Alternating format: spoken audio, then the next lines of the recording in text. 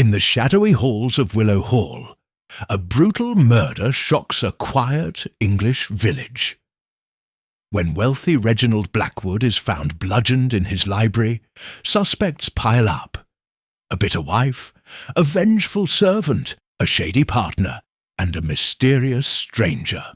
Enter Miss Jane Marple, a gentle spinster with a razor-sharp mind, who sees what others miss.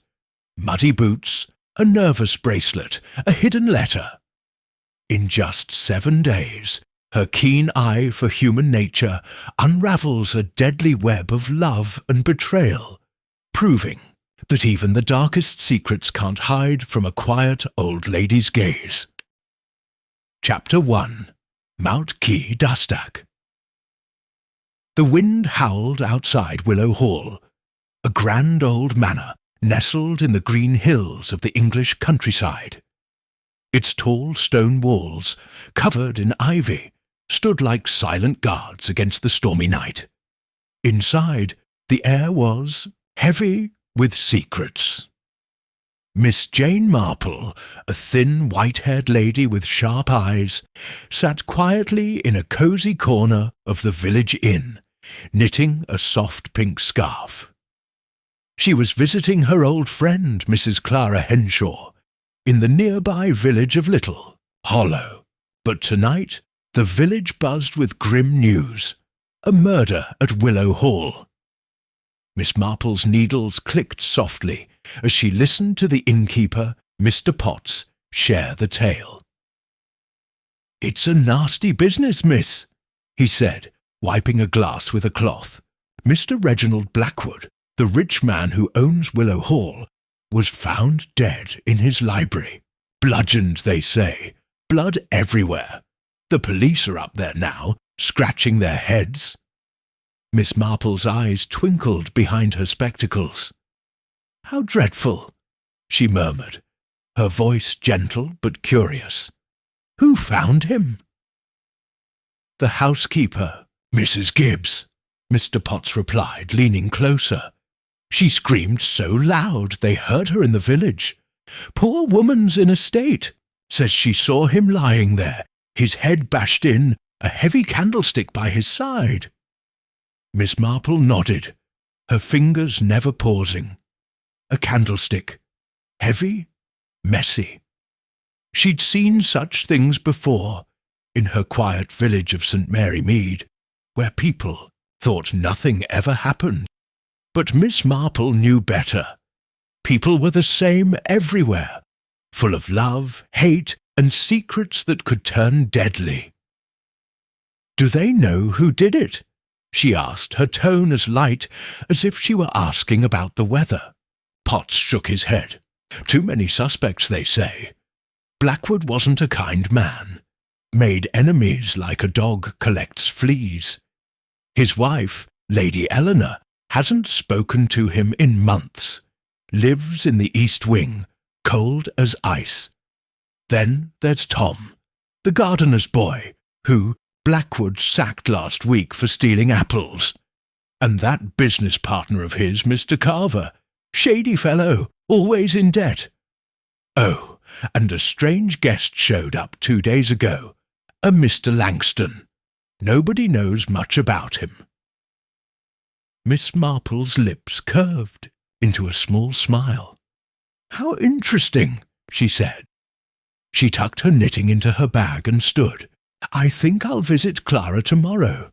She's near Willow Hall, isn't she?" "Aye, just a mile down the lane," Mr. Potts said. "Be careful, miss. That place feels cursed tonight." Miss Marple thanked him and stepped into the chilly night, her shawl wrapped tight. The storm had eased, leaving a damp mist that clung to her coat. As she walked to Mrs. Henshaw's cottage, her mind buzzed. A murder, a candlestick, a house full of suspects. It reminded her of old Mrs. Tuttle in St. Mary Mead, who'd poisoned her husband over a secret love. People, Miss Marple thought, never changed. The next morning, the sun broke through the clouds, casting a soft glow over Little Hollow. Miss Marple, dressed in her usual tweed skirt and neat blouse, walked the winding path to Willow Hall. Dawes, Henshaw had insisted she come along to visit Lady Eleanor, who was a distant cousin. "She's shaken, Jane," Mrs. Henshaw said as they trudged up the hill. "Eleanor's tough, but it's awful." Willow Hall loomed ahead, its windows glinting like watchful eyes. The front door was open, and a young policeman stood guard, looking bored.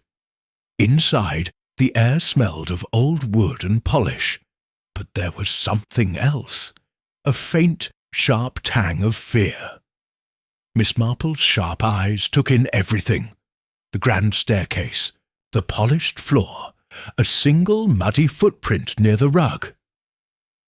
Lady Eleanor greeted them in the drawing-room. She was tall, with pale skin and dark hair pulled into a tight bun. Her hands twisted a silk handkerchief, and her eyes darted to the door every few seconds. "Clara, thank you for coming," she said, her voice low. "And you must be Miss Marple. Clara's told me about your knack for puzzles." Miss Marple smiled humbly. "I only notice what others miss, my dear," she said, settling into a plush chair. "Tell me, what happened last night?" Lady Eleanor's face tightened. "Reginald was difficult. We hadn't been close for years. He was in the library after dinner, alone. I was in my room. Around 10, Mrs. Gibbs screamed. She found him, dead. The candlestick was on the floor, covered in blood." Miss Marple nodded, her eyes flicking to Lady Eleanor's bracelet, a silver chain she kept touching. "And the others in the house?" she asked. "Tom, the gardener's boy, was in the kitchen. He's a good lad, but Reginald was harsh with him. Mr. Carver was in the study going over papers, and Mr. Langston, he said he was in his room, reading." Miss Marple tilted her head. "Said?" Lady Eleanor flushed. "Well, no one saw him. But he's a gentleman, very polite, Sis." Henshaw chimed in. "What about Mrs. Gibbs? She's been with you for years." "She's loyal," Lady Eleanor said quickly. "She'd never hurt Reginald, even if he was cruel to her." Miss Marple sipped her tea, her mind racing. A cruel husband, a nervous wife, a sacked boy, a shady partner, a mysterious guest, and a housekeeper who saw too much. She thought of St. Mary Mead's butcher, who'd lied about his whereabouts when his shop was robbed. People lied when they were scared, or guilty. The drawing-room door opened, and Inspector Harrow, a stout man with a red face, stepped in. "Lady Eleanor, I need to speak with everyone again," he said gruffly. "Miss Marple, Mrs. Henshaw, you're welcome to stay, but this is police business." "Oh, we won't interfere," Miss Marple said sweetly, her needles clicking again. She stayed, watching as the suspects were called in one by one. First was Tom, the gardener's boy, barely 18, with messy brown hair and muddy boots. He stood stiffly, his hands clenched. "I was in the kitchen, sir," he said to the inspector. "Washing dishes. Mrs. Gibbs can tell you." "But you hated Blackwood," Inspector Harrow said. "He sacked you." Tom's face reddened. "He was mean, but I didn't kill him." Miss Marple noted the mud on his boots. Fresh, though it hadn't rained since last night. She thought of the footprint by the rug. Interesting. Next was Mr. Carver, the business partner, a thin man with slick hair and a nervous smile. "I was in the study working," he said. "Reginald owed me money, but we were sorting it out. No reason to kill him." Miss Marple watched his hands. They shook slightly, Debt, she thought, could push a man to dark places, like Mr. Finch in St. Mary Mead, who'd stolen from the church fund to pay his bills. Mr. Langston, the guest, came last. He was tall, with a smooth voice and sharp eyes. "I was reading in my room," he said. "Heard nothing until the scream. Anyone see you?" the inspector asked. Langston smiled. "I'm afraid I'm a solitary sort, Inspector." Miss Marple's needles paused. His voice was too smooth, like the vicar's nephew, who charmed everyone while pickpocketing. She made a mental note. As the interviews ended, Mrs. Gibbs, the housekeeper, bustled in with a tea tray. Her hands trembled, and her eyes were red from crying. "It's a terrible thing," she muttered. "Mr. Blackwood wasn't kind, but to die like that." Miss Marple smiled kindly. "You found him, didn't you? That must have been awful." Mrs. Gibbs nodded. "I went to bring him his evening brandy.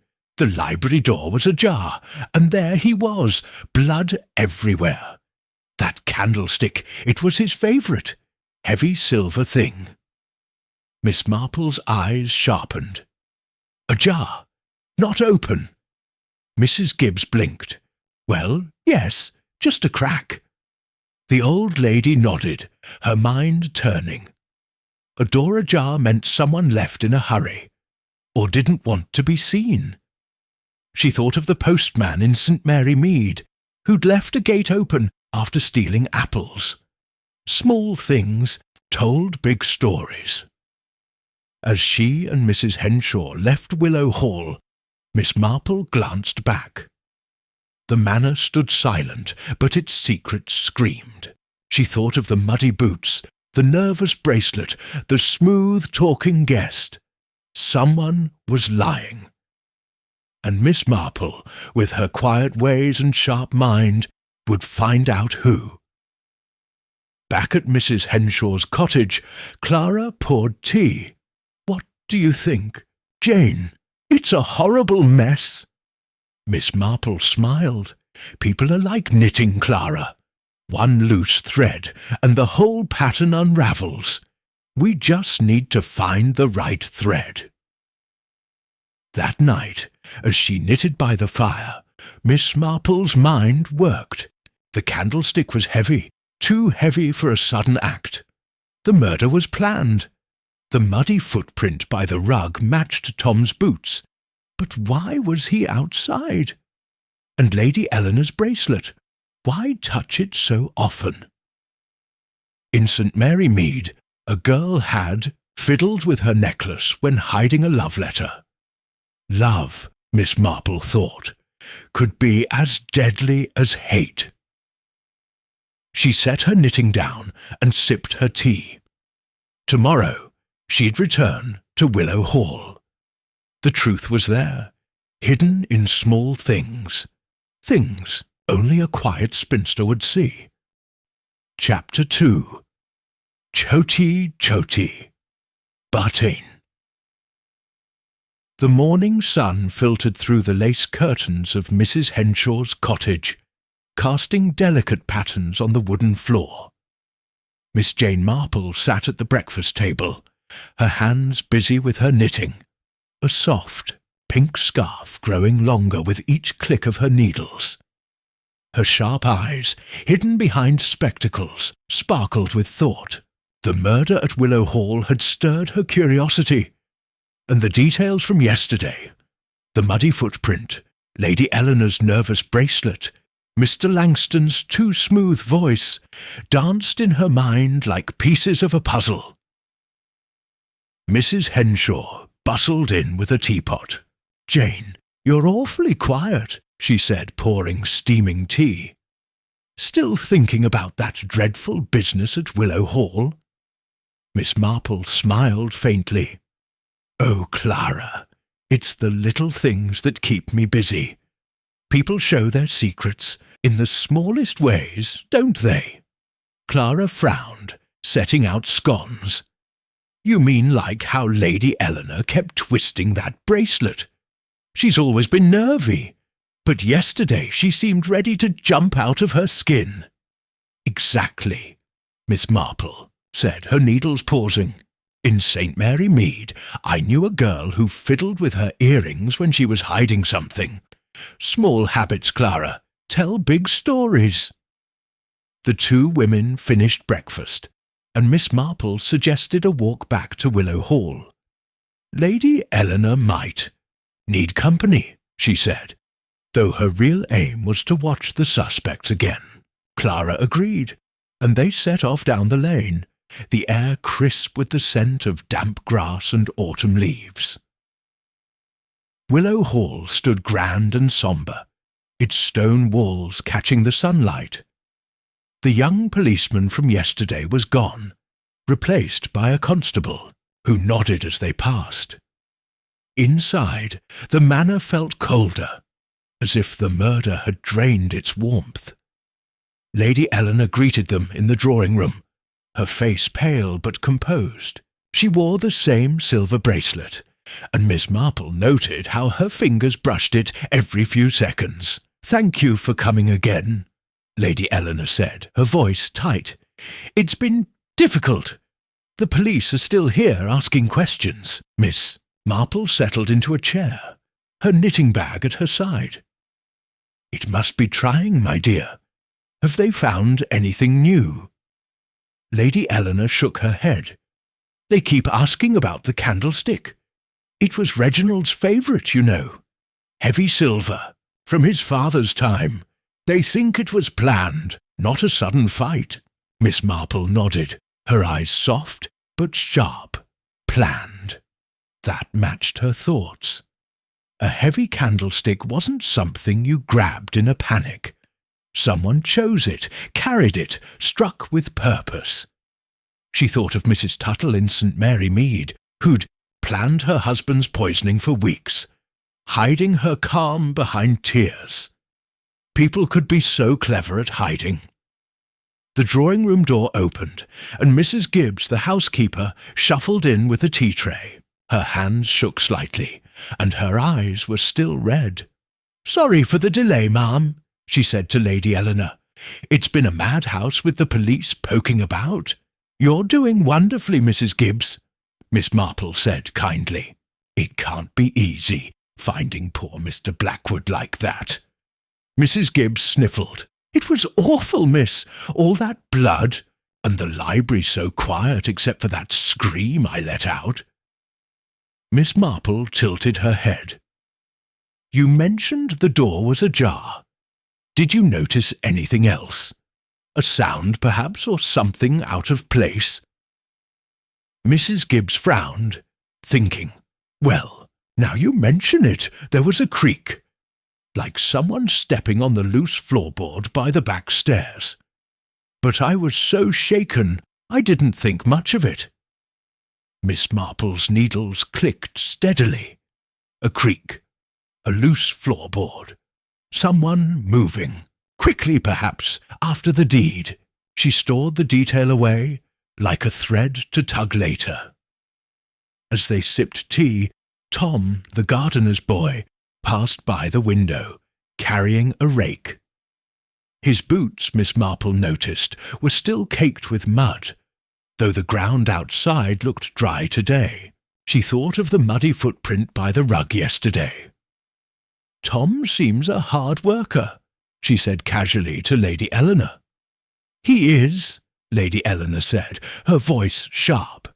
"Reginald was too hard on him. Sacking him over a few apples was cruel." Miss Marple nodded, watching Tom disappear toward the garden. Cruelty bred anger, and anger could turn deadly. She remembered a boy in St. Mary Mead who'd smashed a shop window after being scolded. Tom's muddy boots bothered her. Why was he outside in the mud last night if he was washing dishes? The door opened again, and Mr. Carver, the business partner, entered. His slick hair gleamed, but his smile was strained. "Lady Eleanor, I've finished those papers you asked for," he said, handing her a folder. "I hope it helps with the police." "Thank you, Mr. Carver," Lady Eleanor said, barely looking at him. Miss Marple noticed his hands, still shaking, just like yesterday. Debt, she thought, could make a man desperate, but his quickness to help seemed odd. Was he covering something? Mr. Langston, the mysterious guest, joined them next, his tall frame filling the doorway. "Good morning, ladies," he said, his voice smooth as silk. "I trust the police are making progress." "They're trying," Lady Eleanor said curtly. Miss Marple watched Langston closely. His smile was perfect, his manners polished, but his eyes flicked to the window as if checking for something or someone. "Mr. Langston," Miss Marple said sweetly, "you mentioned reading in your room last night. What book, if I may ask?" "I do love a good story." Langston blinked, then smiled. "Oh, a detective novel. The Hound of the Baskervilles. Quite gripping." Miss Marple's needles clicked. "How delightful, though I find Sherlock Holmes a bit too dramatic. I prefer the quiet truths of real life, don't you?" Langston's smile didn't waver, but his fingers tightened on his teacup. Miss Marple noted it. Too smooth, she thought, like the vicar's nephew who charmed everyone while stealing. People who lied often hid behind charm. As the morning wore on, Inspector Harrow returned, his face redder than yesterday. "We've searched the library again," he said to Lady Eleanor. "Found a broken window latch. Someone could have come in from outside." Miss Marple's eyes brightened. A broken latch. That explained the muddy footprint, perhaps. But Tom was inside, wasn't he? And why was the latch broken now, not before? She thought of a maid in St. Mary Mead who'd broken a lock to sneak out with a lover. Small clues, big secrets. "Inspector," Miss Marple said gently, "have you checked the garden path? The ground's been dry today, but last night's rain might have left marks." Harrow frowned. "We looked, but I'll check again. You seem awfully curious, Miss Marple." "Oh, I'm just an old lady who likes to notice things," she said, with a smile. But her mind was racing. The garden path might show more muddy prints, maybe matching Tom's boots, or someone else's. As they left the drawing-room, Miss Marple lingered by the staircase. She spotted another muddy smudge, faint, near the back stairs, the ones with the loose floorboard Mrs. Gibbs mentioned. She bent down, pretending to adjust her shoe, and saw the smudge led toward the garden door. Someone had been out there, she thought, and not just Tom. Back at Mrs. Henshaw's cottage, Clara poured more tea. "Jane, you're up to something," she said. "I know that look." Miss Marple chuckled. "I'm only knitting, Clara, but sometimes a stitch out of place shows you the whole pattern." That evening, as she sat by the fire, Miss Marple thought over the day. Lady Eleanor's bracelet, touched too often, like a girl hiding a secret. Tom's muddy boots when he was meant to be indoors. Mr. Carver's shaky hands, hinting at fear or guilt. Mr. Langston's perfect answers, too perfect. And now a broken latch and a creaky floorboard. In St. Mary Mead, she'd solved a theft by noticing a dropped button. Here, the clues were bigger. Mud, metal, lies. She set her knitting down and sipped her tea. Tomorrow, she'd watch closer. The truth was in the little things. Things only a quiet spinster like her would see. And when she tugged the right thread, the whole ugly pattern of murder would unravel. Chapter 3. Gaeonka Sabak. The morning mist hung low over Little Hollow, wrapping Willow Hall in a soft grey veil. Miss Jane Marple, dressed in her neat tweed skirt and a warm shawl, walked the familiar lane with Mrs. Henshaw. Her knitting bag swung gently at her side, but her mind was far from the pink scarf inside. The murder of Reginald Blackwood gnawed at her. Its clues, like Lady Eleanor's nervous bracelet, Tom's muddy boots, and the creaky floorboard, stitching together in her thoughts like a pattern half-formed. "Jane, you're too quiet again," Mrs. Henshaw said, puffing slightly as they climbed the hill. "I swear, you're unravelling that murder in your head, aren't you?" Miss Marple's eyes twinkled. "Oh, Clara, I'm just an old lady thinking of old stories. My village, St. Mary Mead, taught me plenty about people. They're the same everywhere, you know, full of little habits that give them away." Clara laughed. "You and your village. I bet you could solve this case just by knitting and chatting." Miss Marple smiled but said nothing. Clara wasn't far wrong. In St. Mary Mead, she'd caught a thief by noticing a torn glove, and a liar by his fidgety hands. Here, the clues were messier. Blood, mud, secrets. But the game was the same. Find the loose thread, tug, and watch the truth spill out. Willow Hall loomed ahead, its stone walls damp from the mist. The constable at the door nodded, used to their visits now. Inside, the manor felt heavy, like it held its breath.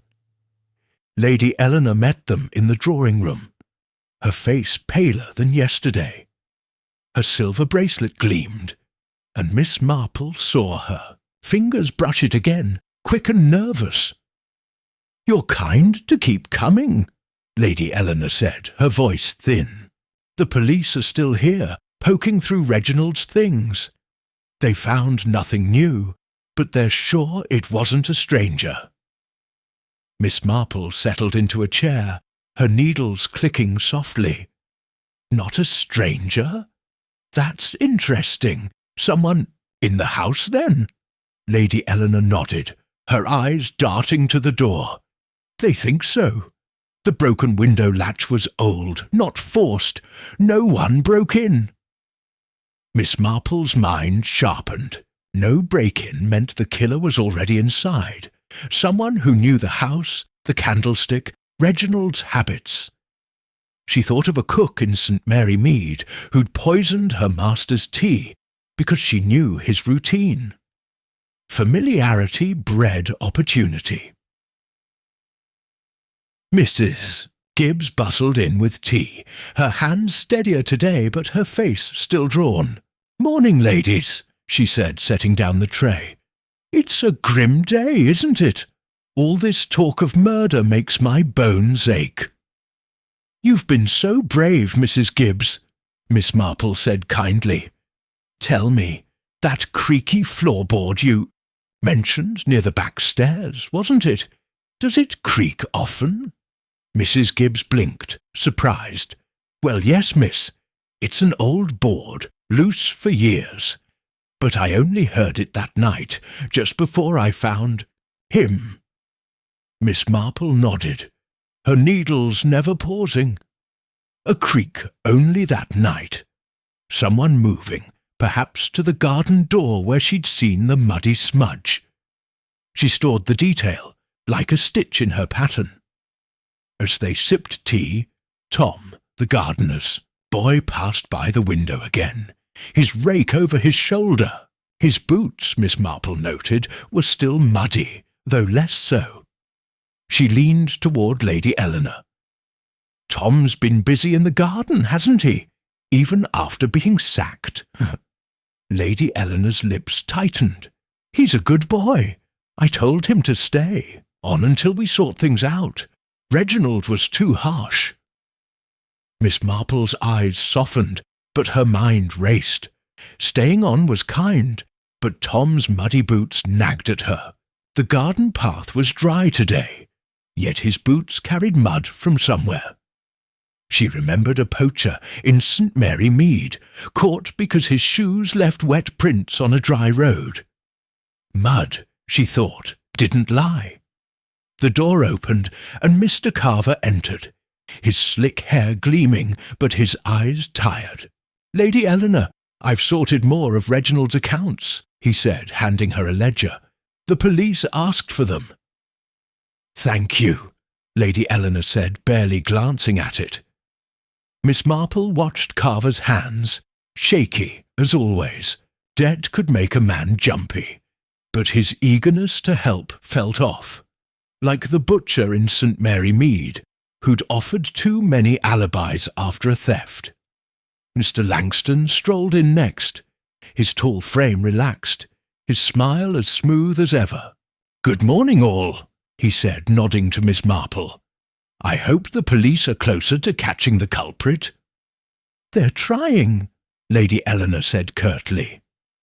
Miss Marple studied Langston. His charm was perfect, but his eyes flicked to Tom outside, then back to the room. Watching, she thought, like the vicar's nephew who'd smiled while pickpocketing. "Mr. Langston," Miss Marple said sweetly, "did you enjoy your book last night? The Hound of the Baskervilles is so thrilling." Langston's smile didn't falter.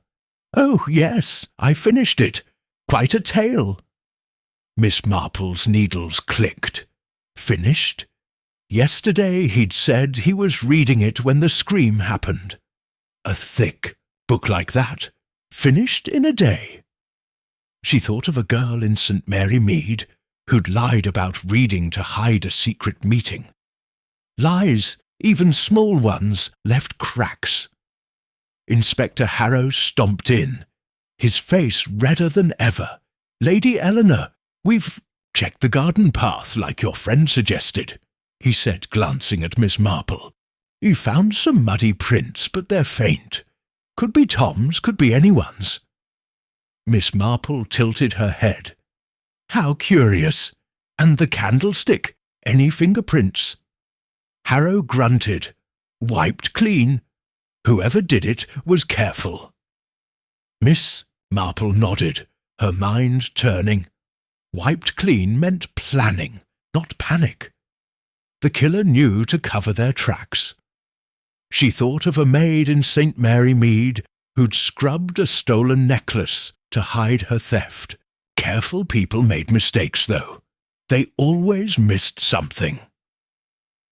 As the inspector left, Miss Marple rose, pretending to admire a painting near the back stairs. She glanced down, spotting the loose floorboard Mrs. Gibbs mentioned. It was slightly raised, as if stepped on recently. Nearby, the muddy smudge she'd seen yesterday was fainter, but still there. She bent down, adjusting her shawl, and saw a tiny speck of green caught in the floorboard's crack. Moss, perhaps, from the garden path. Her heart quickened, but her face stayed calm. Moss meant someone had been outside, near the damp stones by the garden. Tom's boots, or someone else's. She thought of a farmer in St. Mary Mead, caught stealing because he'd tracked hay into a barn. Little things, she thought, always told. Back in the drawing room, Miss Marple decided to tug a thread. "Lady Eleanor," she said casually, "the garden path must be lovely this time of year. I noticed Tom's been out there, but the ground's so dry today. Odd, his boots being muddy, don't you think?" Lady Eleanor froze, her fingers on her bracelet. "Oh, well, he's always in the garden, probably from earlier." Tom, passing by the door, overheard. His face reddened, and he stopped. "She wasn't out there last night," he blurted. "I was in the kitchen like I said." Miss Marple's eyes softened, but her mind sharpened. Too quick, she thought, like the postman in St. Mary Mead, who'd shouted his innocence before being asked. Guilty people protested loudest. Mrs. Gibbs, clearing the tea tray, chimed in. "Tom, you were in the kitchen, but you did step out for a bit, didn't you? Said you needed air." Tom's eyes widened. Just for a moment, not to the garden." Miss Marple nodded, her needles clicking. A moment, long enough to leave a print, perhaps, or to meet someone. She thought of a love letter hidden in St. Mary Mead, found because a girl blushed too much. Love or fear could push a boy outside on a rainy night. As they left Willow Hall, Clara sighed. "Jane, you stirred something up, didn't you?" Tom looked ready to bolt. Miss Marple smiled. "People hide, Clara, but they always show a bit of themselves. Like a bad stitch, it sticks out." That night by the fire at Clara's cottage, Miss Marple knitted, her thoughts weaving. Tom's muddy boots now tied to a quick trip outside. The moss in the floorboard, hinting at the garden. Lady Eleanor's bracelet, touched like a secret. Carver's shaky hands. Langston's quick lies. And the creaky floorboard, stepped on by someone sneaking away. The pattern was clearer now, but not complete. She sipped her tea, her eyes bright. In St. Mary Mead, she'd solved a crime by noticing a dropped button. Here, the mud and moss were her buttons. Tomorrow, she'd tug harder. The truth, she knew, was close, just one small thing away from unravelling. Chapter 4. Ras Ka Pada. The sun climbed higher over Little Hollow, burning away the morning mist and casting long shadows from Willow Hall's ivy-covered walls. Miss Jane Marple, her tweed skirt crisp and her shawl snug, walked the familiar lane with Mrs. Henshaw. Her knitting bag dangled from her arm, but her mind was busy, threading together the clues from the past days. Tom's muddy boots, Lady Eleanor's nervous bracelet, the moss in the creaky floorboard, and Mr. Langston's too perfect alibi. The murder of Reginald Blackwood was no longer a tangle. It was a pattern, and Miss Marple was close to pulling the right thread. "Jane, you've got that look again," Mrs. Henshaw said, adjusting her hat as they neared the manor. "Like you're about to catch a fox by the tail." Miss Marple's eyes twinkled behind her spectacles. "Oh, Clara, it's just my old village habits. In St. Mary Mead, I learned that secrets hide in plain sight. A dropped pin, a shaky hand, little things tell the biggest tales." Clara chuckled. "If anyone can sort this mess, it's you. Poor Eleanor's a wreck, and the police are no closer to an answer." Willow Hall stood quiet, its grand doors open, but its air heavy with unease. The constable nodded as they entered, his face weary from long shifts.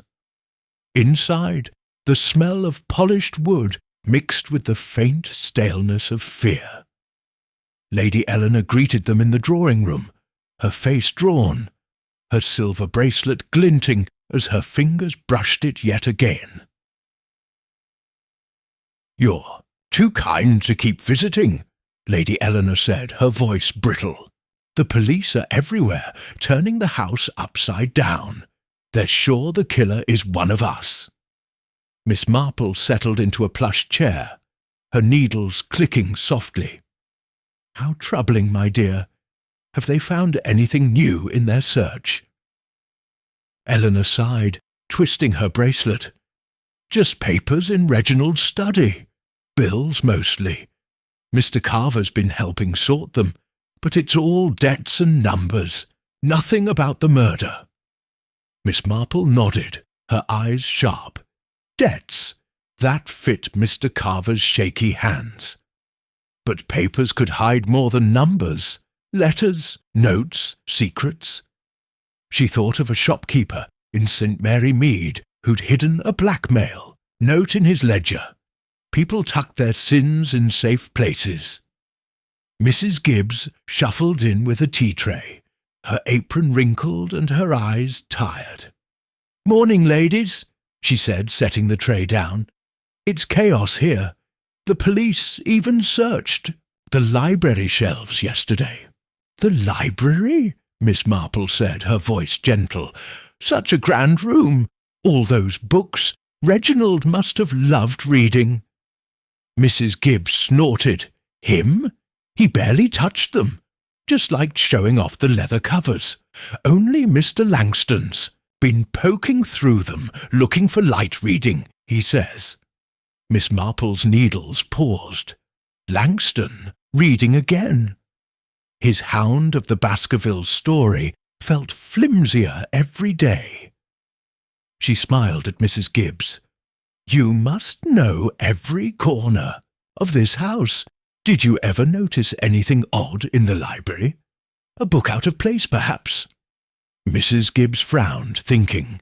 "Well, now you mention it, one book was crooked the other day. An old poetry book, shoved in wrong. I fixed it, but it was strange." Miss Marple's heart quickened, but her face stayed calm. A crooked book. In St. Mary Mead, a girl had hidden a love letter in a hymn book. Books, she thought, were perfect for secrets. "Thank you, Mrs. Gibbs," she said. "You're so observant." As they sipped tea, Miss Marple's eyes wandered to the window. Tom, the gardener's boy, was raking leaves outside. His boots cleaner today, but still speckled with dirt. Yeah, thought of the moss in the floorboard, the muddy smudge by the stairs. He'd admitted to stepping out for air the night of the murder. Air or something else? Mr. Carver entered, his slick hair shining but his face pale. "Lady Eleanor, I found another ledger," he said, handing her a thin book. "It shows Reginald's debts to me were settled. I told the police I had no reason to hurt him." Miss Marple watched his hands, shaky, but less so. Settled debts, that was new. She thought of a farmer in St. Mary Mead who'd cleared his debts to hide a theft. Clearing a motive could be a motive itself.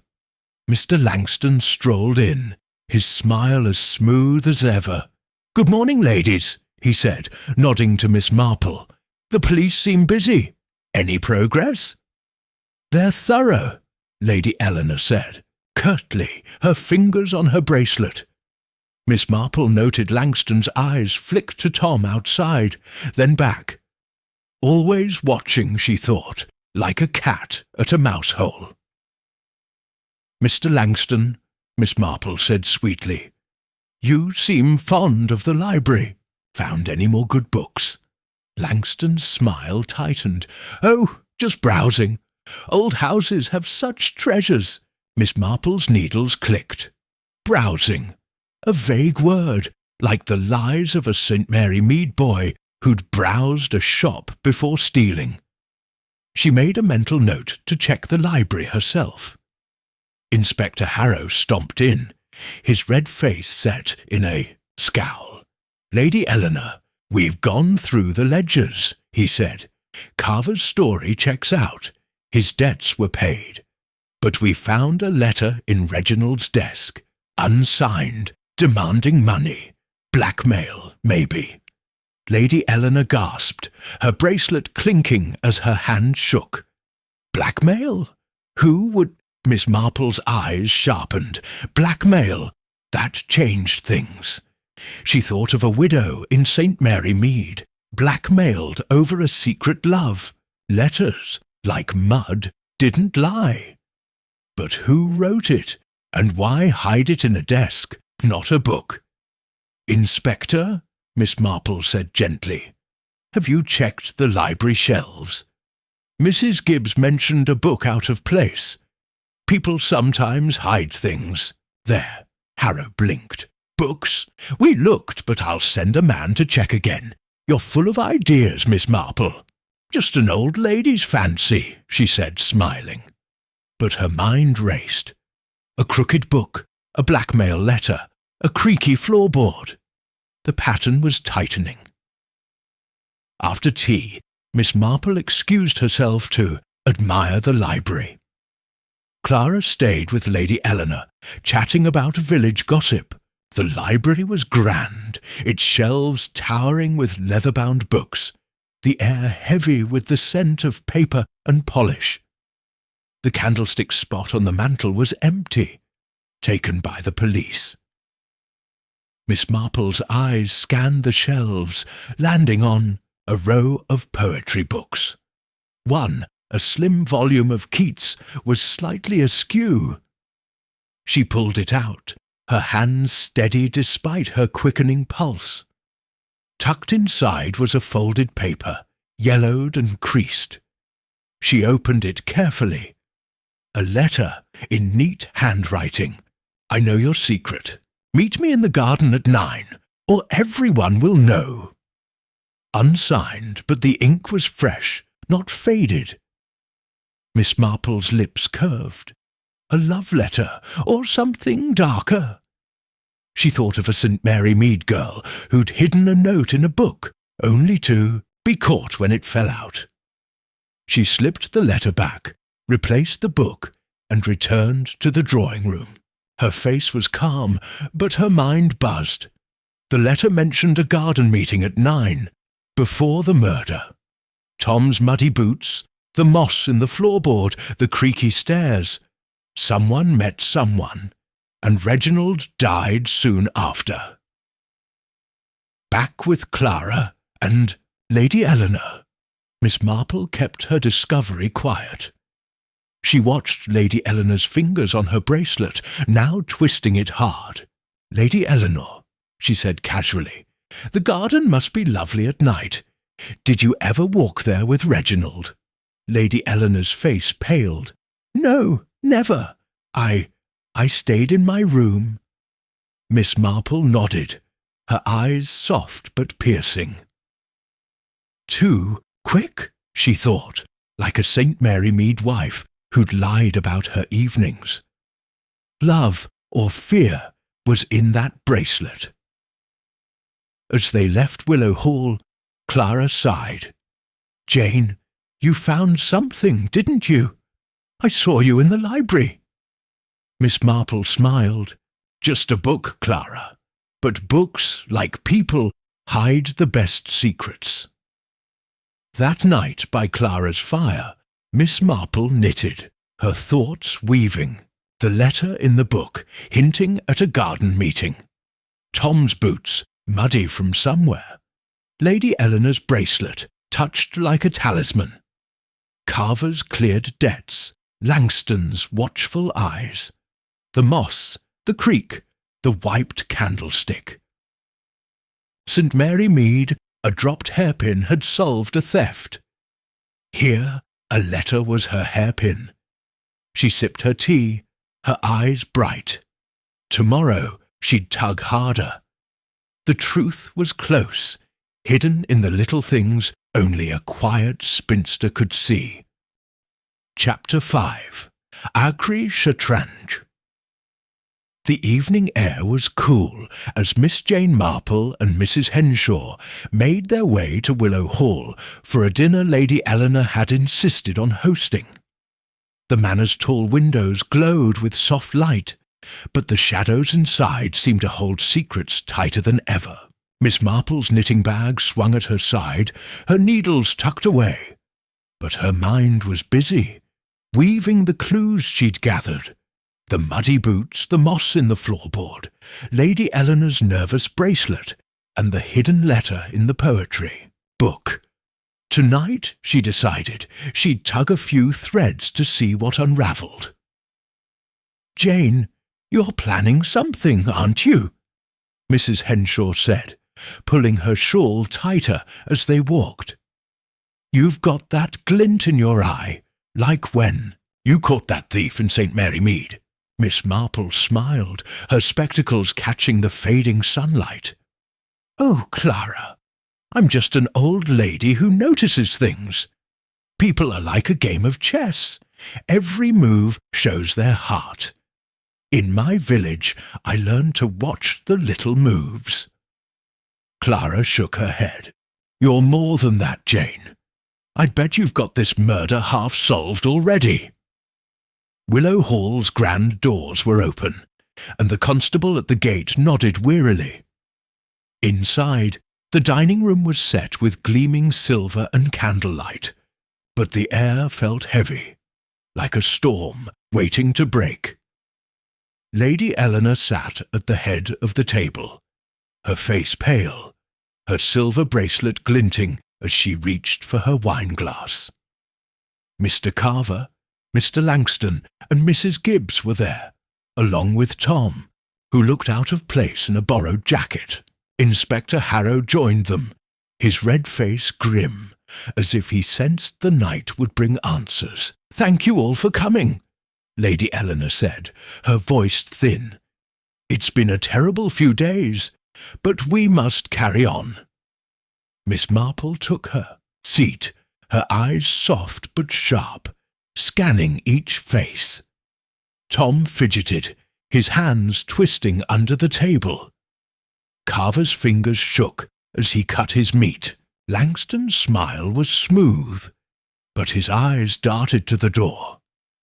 Mrs. Gibbs served the food quietly, her face tired but watchful. Lady Eleanor touched her bracelet again. A quick, nervous flick. The dinner began with small talk. Weather, village, news, but Miss Marple waited like a player studying a chessboard. She thought of St. Mary Mead, where a baker's nervous laugh had betrayed his theft. Tonight she'd make her moves carefully. "Mrs. Gibbs," Miss Marple said gently, as the housekeeper refilled her glass, "you mentioned that creaky floorboard by the back stairs. It must be annoying creaking every time someone passes." Mrs. Gibbs nodded, surprised. "Oh, yes, miss, it's been loose forever. Only creaked that night, though, when I heard it before. Well, you know." Tom's fork clattered on his plate. "I didn't go near those stairs," he said, too loud. All eyes turned to him, and his face reddened. "I mean, I was in the kitchen." Miss Marple's smile was kind, but her mind raced. Too quick, she thought, like a St. Mary Mead boy, who'd shouted his innocence before being asked. She turned to Lady Eleanor. "The garden path must be lovely in the evening. I hear it's mossy near the stones. Easy to slip or leave a mark, isn't it?" Lady Eleanor's hand froze on her bracelet. I wouldn't know. I don't walk there at night." Miss Marple nodded, her needles still in her bag, but her thoughts clicking like them. The letter she'd found in the poetry book mentioned a garden meeting at 9, just before the murder. Moss in the floorboard, Tom's, muddy boots, a creak in the night. Someone had been out there, and Lady Eleanor's quick denial felt heavy. Mr. Langston cleared his throat, his voice smooth. "The garden's charming, Miss Marple. I took a stroll there myself a few nights ago. No moss on my shoes, though." He smiled, but his eyes flicked to Tom. Miss Marple tilted her head. "How nice! Before or after 9, Mr. Langston?" His smile faltered just for a second. "Oh, earlier, I think. Hard to recall." She nodded, storing the slip. In St. Mary Mead, a liar had tripped over his own timeline, claiming to be in 2 places at once. Langston's earlier felt flimsy, like his Hound of the Baskervilles story. Mr. Carver spoke up, his voice shaky. "All this talk of gardens and stairs. The police have my ledgers, Inspector. They prove I had no reason to hurt Reginald. My debts were settled." Inspector Harrow grunted. "So you say, Carver? But that blackmail letter we found in Reginald's desk, someone was after him. Any ideas who?" Carver's hands trembled, and Lady Eleanor's bracelet clinked as she set her glass down hard. Miss Marple watched them both. Blackmail meant secrets, and secrets meant motives. She thought of a widow in St. Mary Mead, caught because she'd flinched at the word letter. Lady Eleanor's flinch was louder than words. Miss Marple decided to tug another thread. "Inspector," she said sweetly, "did you check that poetry book in the library, like I suggested? People hide things in books, you know. In my village, a girl hid a love letter in a hymn book, and it solved a theft." Harrow frowned. "We looked, Miss Marple, found nothing."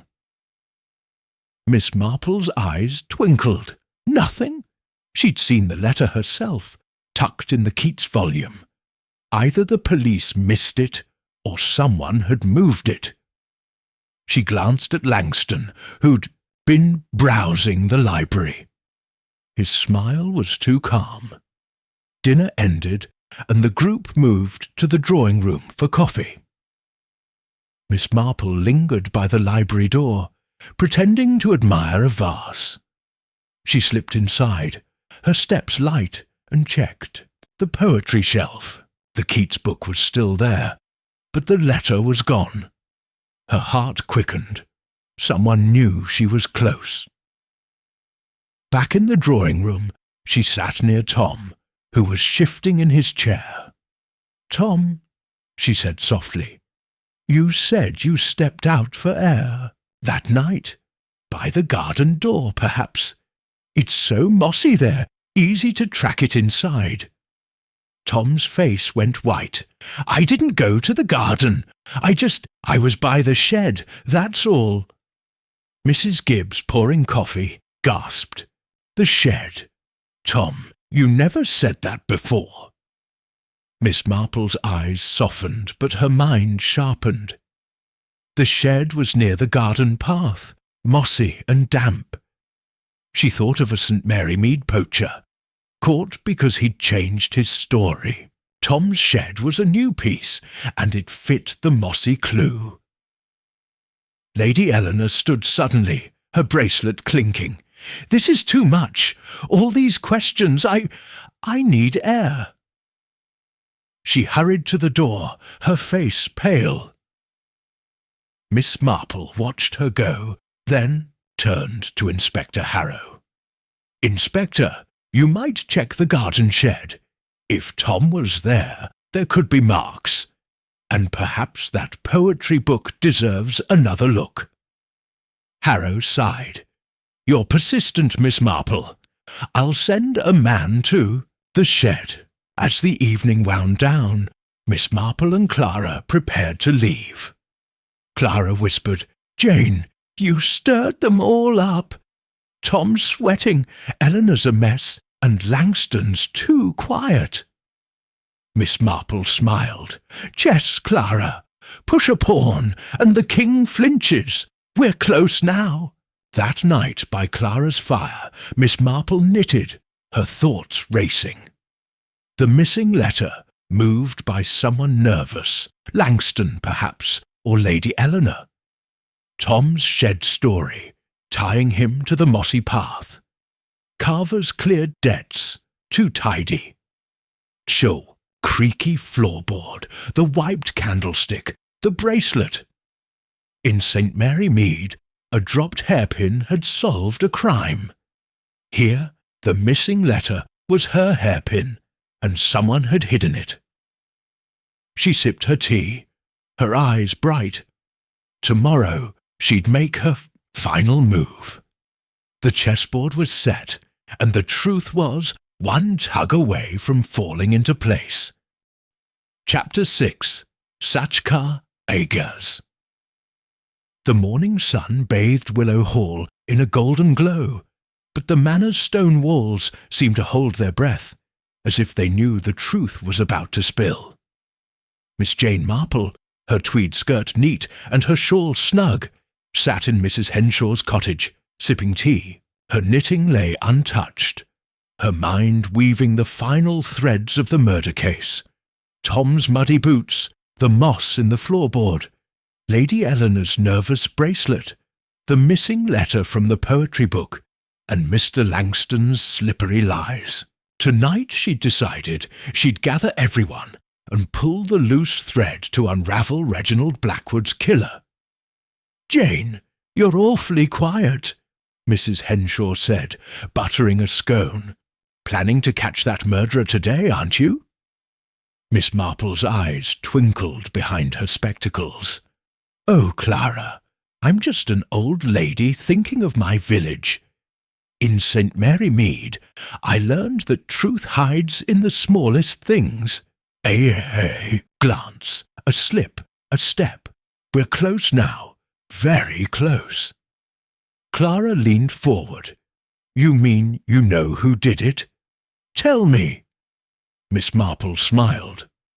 "Patience, Clara. A good knit needs every stitch in place. Tonight at Willow Hall, we'll see the pattern clear." Lady Eleanor had invited them for another gathering, a sombre tea to ease the tension, she'd said. Miss Marple suspected the real tension was about to break. She and Clara walked the familiar lane, the air crisp with autumn's bite. Willow Hall loomed ahead, its windows glinting like watchful eyes. The constable at the door nodded, his face tired but alert. Inside, the drawing-room was set with a silver tea service, the air thick with unease.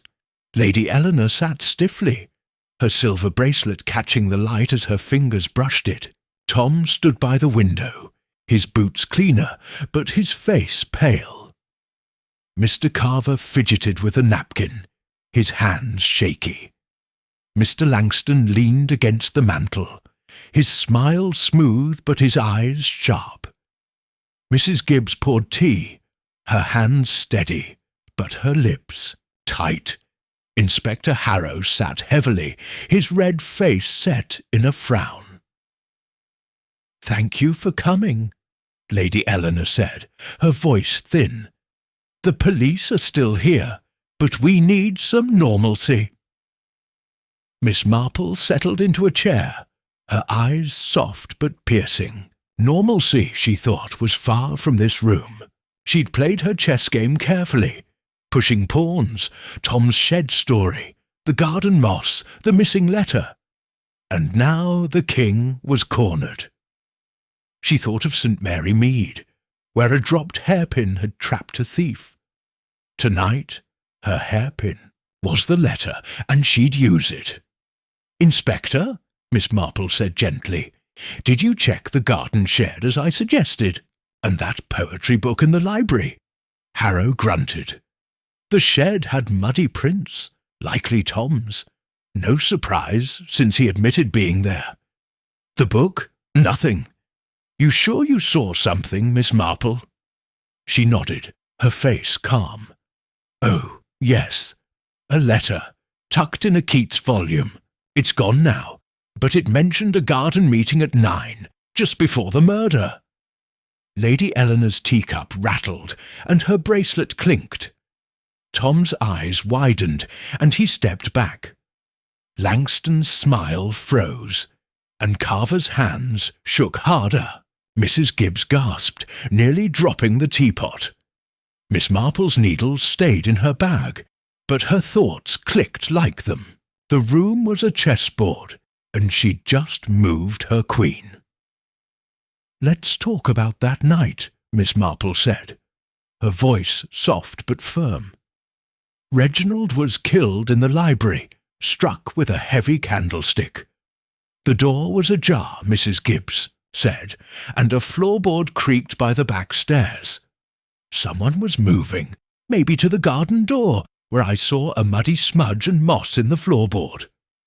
Tom blurted, "I told you, I was by the shed, not the garden." Miss Marple nodded. "Yes, Tom, you said you needed air, but your boots were muddy, and the moss in the floorboard came from the garden path. Someone was out there, meeting someone at 9, as the letter said." Lady Eleanor's face went white. "What letter? I don't know anything about a letter." Miss Marple's eyes softened, but her mind was sharp. In St. Mary Mead, a girl hid a love letter in a book, thinking it safe. But secrets come out. That letter in the Keats book was about a secret. Love, perhaps, or betrayal. It's gone now, but someone moved it. Someone who knew I was looking. Langston cleared his throat, his voice smooth. "Miss Marple, you're spinning quite a tale. But I was in my room, reading. No garden meetings for me." Miss Marple tilted her head. "Reading The Hound of the Baskervilles, you said. Finished it in a day, which is quite a feat. In my village, a boy lied about reading to hide a meeting. Timelines, Mr. Langston, are tricky things." Langston's smile tightened, and his eyes flicked to Lady Eleanor. Miss Marple noted it. A glance, like a St. Mary Mead wife's blush when caught lying. She turned to Lady Eleanor. "Your bracelet, my dear. You touch it so often like it's a worry stone. In my village, a girl fiddled with her necklace when hiding a love letter. Does yours hold a secret?" Lady Eleanor stood, her bracelet clinking as her hands shook. "This is nonsense! I was in my room. I didn't do anything." Miss Marple's voice stayed gentle. "The letter said to meet at 9 in the garden. Someone went, leaving moss and mud. Tom was by the shed, close to the path. But the candlestick was wiped clean. A planned act. St. Mary Mead, a planned crime meant 2 people, one to lure, one to strike." Inspector Harrow leaned forward. "2 people? You saying this was a team, Miss Marple?"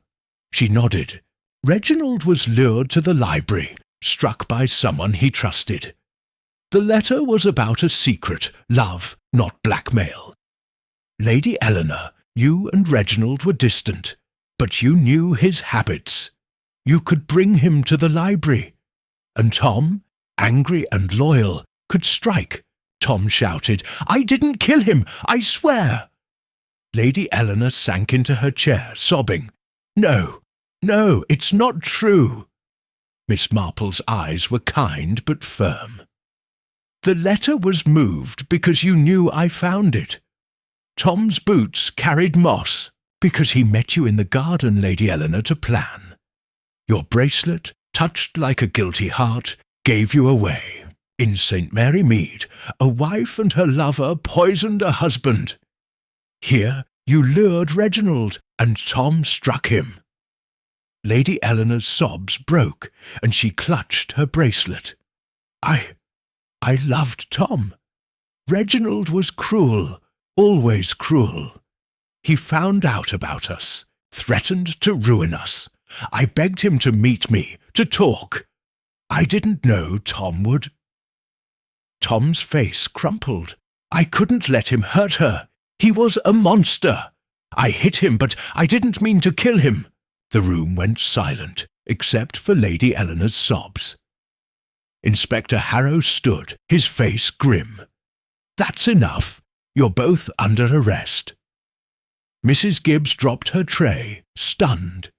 Carver stared, his hands still.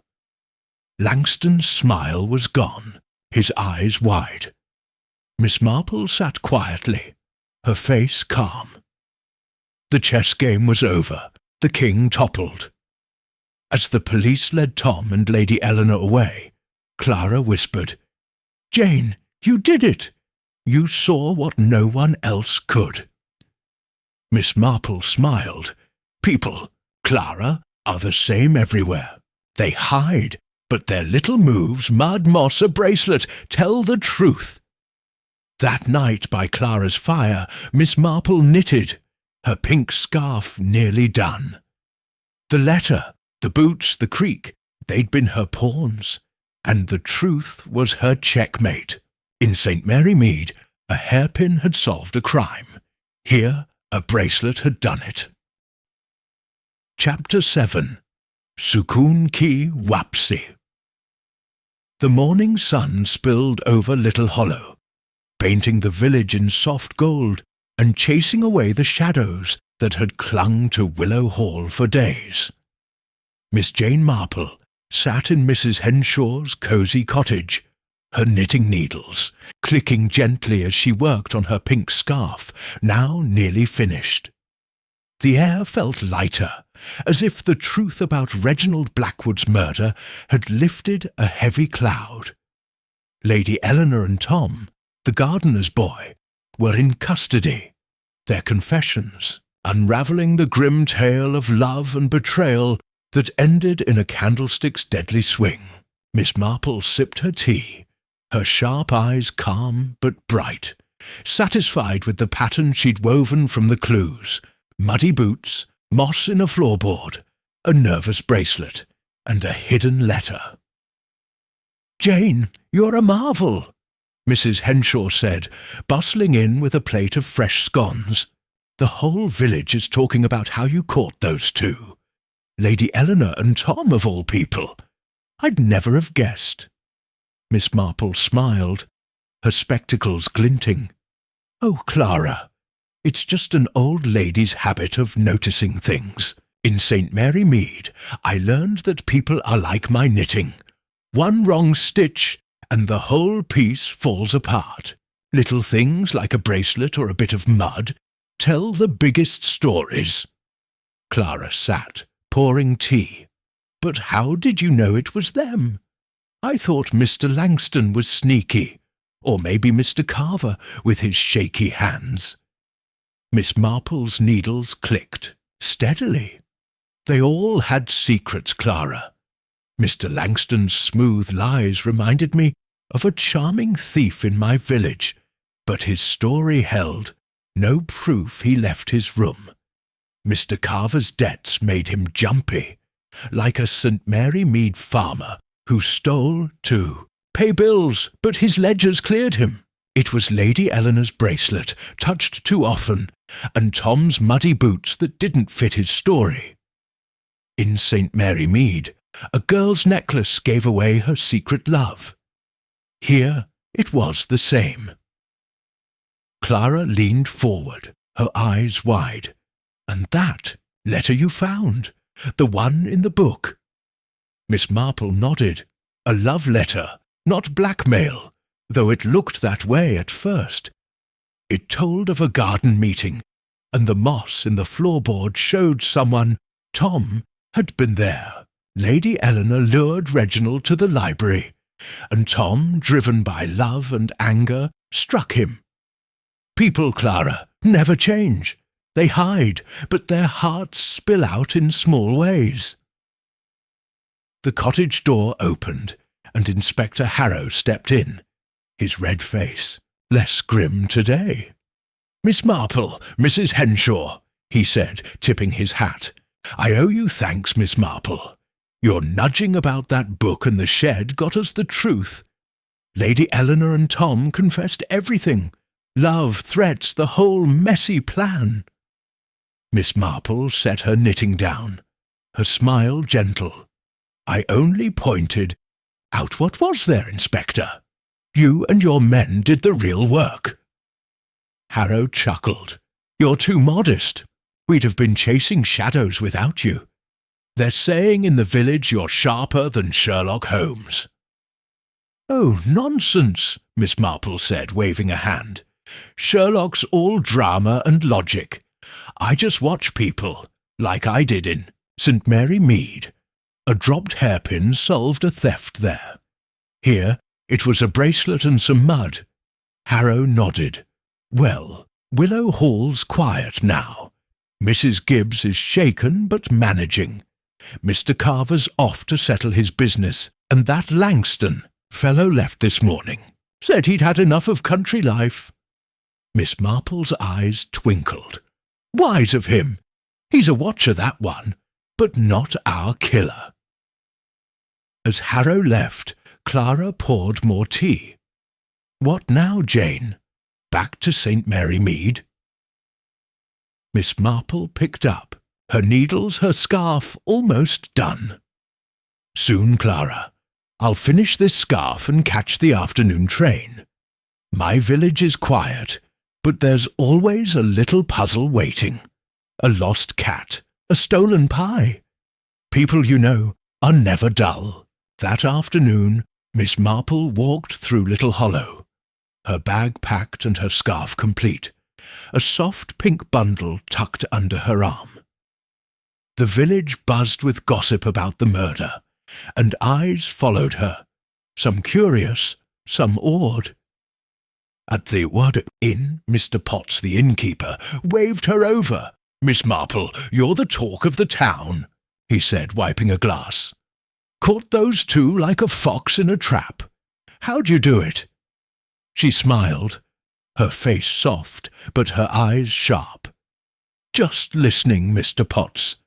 People talk with their hands, their eyes, their lies. In St. Mary Mead, I caught a liar by his fidgety pipe. Here it was muddy boots and a bracelet." Potts laughed. "You're a wonder. Safe travels, miss. Come back if we get another murder." Miss Marple chuckled. "Let's hope not, Mr. Potts." The train station was quiet, the platform empty except for a boy sweeping leaves. Miss Marple sat on a bench, her knitting bag at her side, and thought of Willow Hall. The candlestick wiped clean.